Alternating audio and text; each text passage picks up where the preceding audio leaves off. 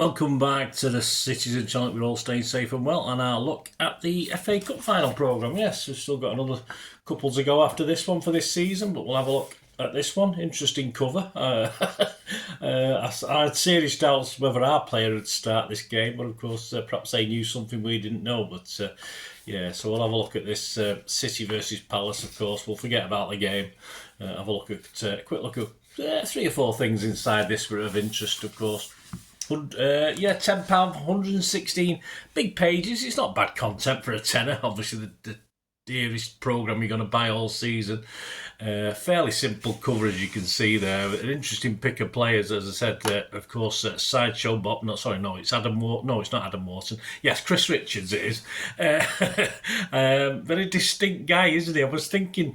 Remember those Scousers that used to say, calm down, calm down? I was thinking of him, but I don't know what they were called. Scousers? I don't know what they were called in those old days, but the resemblance is uncanny. Unusual. It makes him look older than he probably is, actually. I don't know. He's not an old guy, of course. But anyway, Chris Richards. And, of course, Savvy for City. And obviously, I didn't know whether Chris Richards had played Crystal Palace. I don't know him too well. But, of course, Savvy was always a funny one. You thought, I didn't even have him in my Pep's 11. But perhaps they knew something we didn't at Wembley when they did this. Perhaps Pep said, yeah, stick him on your cover, you're all right. But we'll see. Anyway. A quick look inside. What didn't you know about City, or did you know? Just a quickie on KDB, of course. There's a 4-page little special on him. And he is the Emirates FA Cup's most influential player ever in FA Cup history, with 10 goals and 18 assists. Sadly, he couldn't add to that, could he? We've got City and Palace features, of course, include a look at 2 players with both club connections. Michael Hughes, of course, you'll remember him. City and Palace, he's made his debut for City aged 19. We were 1-0 down to Everton. And we got an injury time penalty, and no one else wanted to take it. He took the penalties for the team below, the reserves, if you like, the equivalent of the reserves. So, he decided to take it and scored. He's got some kahunas, of course, our Northern Irish lad. He only eventually made 26 appearances for City. And, of course, was voted our Young Player of the Year for 1990, so that didn't last long, did it, unfortunately. He joined Palace in the summer of 2003, helped in Palace playoff win to get to the Premier League, beating West Ham, who were one of his previous clubs as well. He became the Eagles captain the following season, and in total made 140 appearances for Palace and became a little bit of a cult hero, and why not?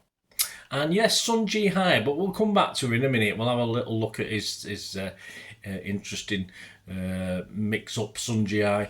And the manager, of course, they can't. You talk Palace, you talk City, you've got to talk Malcolm Allison, the gifted one, they call him. Lots we know about him, of course. I'm not going to go into great detail here, just a couple of things. Of course, his playing career was ended at just 31, of course, because how do you say this? Tuberculosis. I should know that one. Tuberculosis. I'm getting old. Cost him a lung, sadly, and his playing career at just age 31.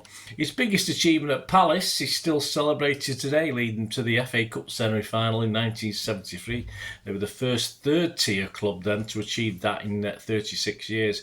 I think he also had a good run in the league, stuff like that. But and the old famous fedora hat, of course, which he thought was lucky for him, but didn't turn out very lucky when he came to Main Road a couple of years later, did it? Was it a couple of years later? Yes, for 75, 76, wasn't it? Like with City's famous red and black, Malcolm Allison changed Palace's colours. Yeah, he went with the Barcelona type blue and red. So, of course, everyone knows with City he did the Italian Giants Milan's kit, the red and black stripes based on that, and of course he did a similar thing to Palace, which they wear to this day. So there you go. Some general FA Cup stuff. This season, 745 clubs in total entered this season's FA Cup. Wolverhampton Casuals, there's a team, exited the FA Cup extra preliminary round for a record 26th time. Beverley Town set a record for the number of seasons between participating in the FA Cup. 99, yes, between 1919-20 and 2024-25 is a break for World War II, of course. So that's 99 FA Cup seasons before from that one to the last one. Despite exiting in round 4, Bath City set a record for qualifying for a record 33rd time. Kettering Town set a record for an away win with the biggest gap in league status. They won at Northampton, who were 4 levels above them. Rochdale exited the FA Cup in the first round for a record 54th time. That's something they don't want to have a record for. It took a record 114th attempt for Bramley to finally reach the third round. Well done, Bramley. QPR exited at round 3 for a record 53rd time, so another record they probably don't want. Longest run between semi-final appearances, of course, goes to the guys who played us in the semi-final, Nottingham Forest. They did it for the first time back in 1879, so 146 years between the two appearances. So we'll go back to Sun Jihai. We'll have a quick look at the piece on him, a little bit about a game at Everton as well, with the whole of China almost sort of tuned in for that one. Sun Jihai's arrival at Crystal Palace in 1998 was a trailblazing moment for Chinese football, but it was his spell in the light blue of City that truly captured hearts. Footballing cult figures come in many guises: a striker who takes months to get off the mark, then smashes one home for a late winner, the hometown hero with the club crest tattooed on his calf, representing the fans on the pitch. More often than not, that tag lands on an adaptable all-rounder who'll play any role for the good of the team, often putting in far more effort than his most celebrated teammates. If you canvass the opinion of many Man City fans of a certain age today, the name Sun Jihai will spring to mind when discussing that latter category. His seven-season spell in Manchester started off in February 2002 with City in the second tier and ending just as the big spending Blues revolution was gathering pace. But while his City story may have just missed the glory days of recent years, you can still look back on a remarkable history-making career involving both of today's clubs. When Sun and international teammate Van Zyl signed for Crystal Palace in August 1998, it was a groundbreaking moment. Both were established stars in Chinese football, Sun having won the league 2 years in a row with Dalian Sheed, while Fan was a two-time Chinese Player of the Year and title winner with Shanghai Shenhua. But they were the first ever players from the world's then most populous nation to play in the English leagues. The duo had to come to the attention of Palace through Ted Buxton, assistant to Eagles manager Terry Venables at the time. Buxton, employed by the Chinese national team as a consultant, had been impressed enough by Sun and Fan during a series of friendlies in the UK to believe they could do a job in the first division. Unsurprisingly, it took a while to acclimatise to such a culture change. Before I got to England, language was a real problem, Sun once recalled. Living habits, local customs and practices were not the same, but the good thing is football is the same all over the world. Although Division 1 was the second league, the rhythm was faster and players had stronger bodies. This was a big challenge for me, but it improved my ability. Van Zyl enjoyed a more productive spell at Selhurst Park than his compatriot, while Sun's loan spell ended with a single season returning to Dalian Shide. There he won the Chinese A-League twice more, but a gnawing regret about his time in England persisted. I miss the atmosphere of football, the fans, he admitted. I was especially eager to return at a better level to show my ability. And so it was Manchester City who provided that opportunity in February 2002. Fresh from helping China qualify for that summer's World Cup finals for the first time, Sun's versatility was recognised by City manager Kevin Keegan as an asset that could help the promotion push for the Premier League. Jihai played his part as City stormed to the First Division title before re-establishing themselves in the top flight in the seasons to come. He became the first player from East Asia to score in the Premier League in a win over Birmingham City in October 2002. And a few weeks later, he was at the heart of City's victory over United in Main Road's last ever derby. Nothing is more likely to secure you cult hero status in the eyes of Blues than full throttle displays against United. And Sun Jihai was unbeaten in 6 of his 8 derby appearances. Not many City players could say that in those days. In 2005, Keegan was replaced as City manager. Even now, Keegan managed by Stuart Pearce.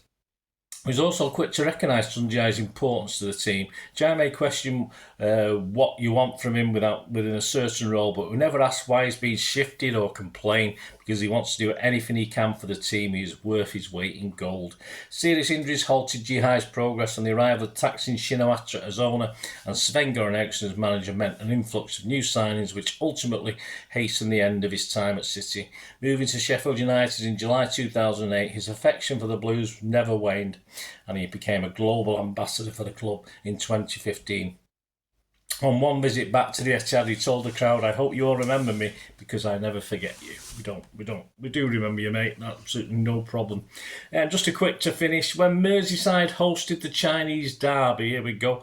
Sun Jihai was once described as the pride of 1.2 billion Chinese people by the Asian Football Confederation, but his landmark move hasn't exactly opened the floodgates for fellow countrymen to follow in his footsteps. Only a handful of players from China have appeared in the Premier League since then, including Everton's Li Tai, not the first player to have been tagged China's David Beckham.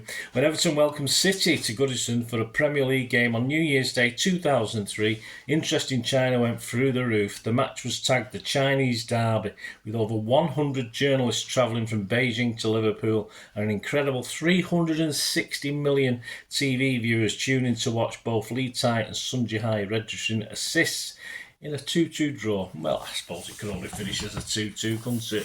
With all that viewing figures. If we'd have won, we'd have loads more fans, wouldn't we, probably? Anyway, my thanks. There you go. A nice... If you're going to go on to buy this, it's obviously available through the FA. So don't be paying silly prices on the internet. You still get this from various... more reliable sources, and perhaps some people on eBay and stuff like that say it's a tenner. So obviously with postage, don't be paying anything more than 13, 14 quid, something like that. And of course, if you wait a bit, it'll be cheaper. So like anything, it will be probably worthwhile buying on eBay. There you go, guys. Let us know your memories of, or you've had a read through here, anything that interests you. There's lots of stuff in it. I've obviously only picked a couple of things.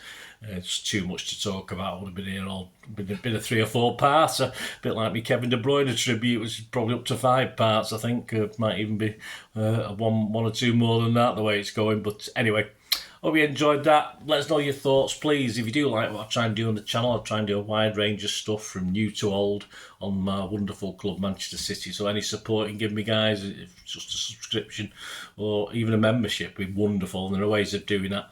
All I ever ask is you just to find out how to help support the channel. Just keep watching and listening.